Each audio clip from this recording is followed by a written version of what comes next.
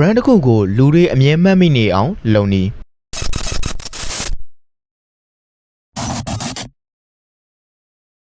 ခမရက brand တစ်ခုတည်ဆောက်နေတယ်ဆိုပါစို့ခမရရဲ့ brand ကတကယ်ကို quality လဲကောင်းတယ်တန်ဖိုးလဲရှိတယ်ဒါပေမဲ့လူတွေရဲ့အုံနောက်ထဲမှာလူတွေရဲ့အမြင်မှာခမရရဲ့ brand ကိုတိတ်မမှတ်မိကြသေးဘူးမသိကြသေးဘူးပေါ့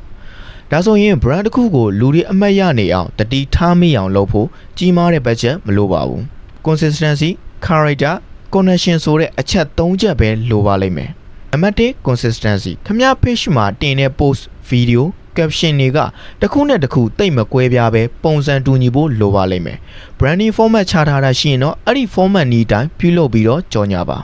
နံပါတ်2 character ခမရရဲ့ brand ကိုတက်ရှိလူသားတယောက်လိုခန်းစားသွားအောင်လုပ်ပါအတန်အနေထား style တို့ကိုတိဆောက်ပါဥပမာပြောရမယ်ဆိုရင်ဘာလာလာ channel ကိုတော်တော်များများတီးကြလိမ့်မယ်ထင်ပါတယ်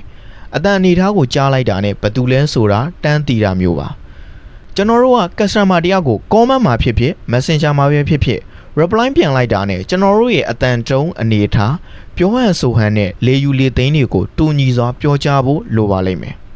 နံပါတ်3 connection ကိုက customer ရဲ့လိုအပ်ချက်တွေကိုမေးမြန်းပြီးတော့သူနဲ့ကိုက်ညီစေမယ့် product တွေကိုစိတ်ရှည်စွာနဲ့ရှင်းပြပေးခြင်းကလည်း brand တစ်ခုတည်ဆောက်ရာမှာအလွန်အရေးပါတဲ့အချက်တစ်ချက်ဖြစ်တာမို့လုံးဝမမေ့သင့်ပါဘူး